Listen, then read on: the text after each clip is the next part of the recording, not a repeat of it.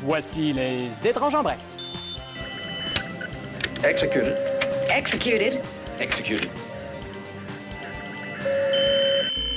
Québec. Connaissez-vous Lightstep?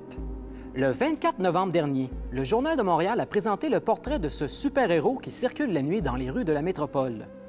Équipé d'un gilet pare-balles, de jambières de motocross et d'un masque de lutteur mexicain, Lightstep fait partie de la communauté des Real Life Super Heroes, qu'on peut traduire par super-héros de la vraie vie.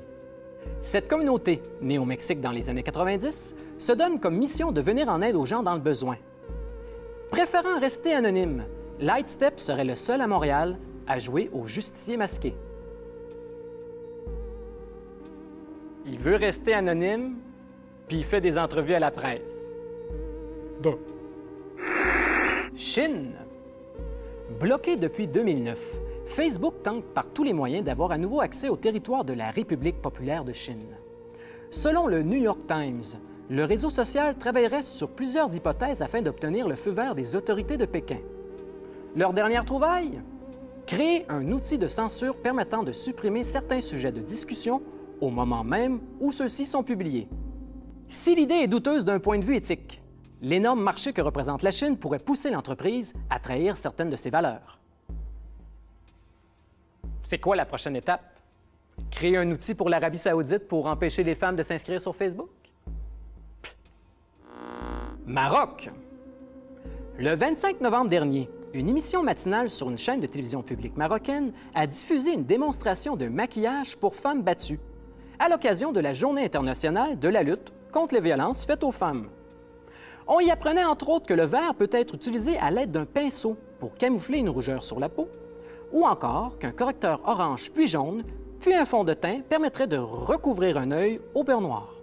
Face à la polémique provoquée par la vidéo qui a rapidement circulé sur le web, la chaîne a présenté, je cite, « ses excuses les plus sincères pour cette erreur d'appréciation, compte tenu de la sensibilité et de la gravité du sujet. »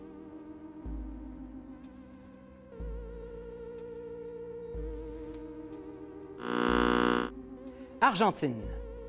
Une école d'exorcisme, unique en Amérique latine, permettrait aux citoyens de Buenos Aires d'apprendre à combattre le diable et autres démons.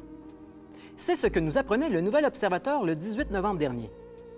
Dispensés dans une modeste église de Santos Lugares, 35 étudiants d'horizons diverses suivent ce programme d'une durée de 3 ans afin d'obtenir un diplôme comme consultant en exorcisme. La philosophie, la psychologie, le chamanisme, l'interprétation des phénomènes paranormaux, l'angélologie, qui est l'étude des anges et de leur place dans la hiérarchie divine, et la démonologie sont les sujets qui seraient entre autres abordés lors de ce programme bien particulier. Ah!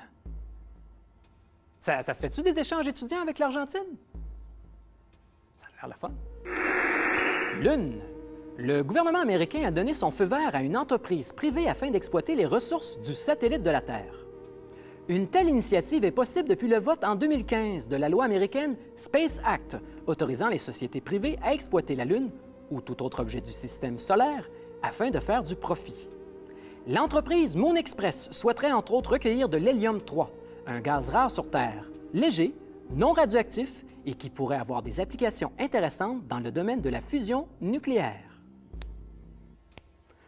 Mining on the moon. Ta, ta, ta, ta, ta. Ah, c'est là. Angleterre. Lors d'un débat organisé par l'Oxford Union Society, Stephen Hawking a déclaré que l'humanité ne survivrait pas à 1000 ans de plus si elle n'échappe pas à notre fragile planète.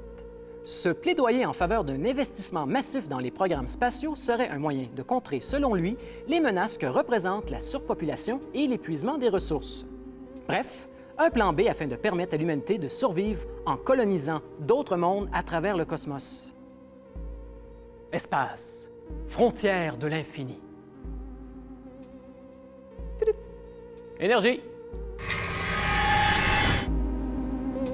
Pour nous suivre et découvrir d'autres nouvelles insolites, devenez fan de notre page Facebook.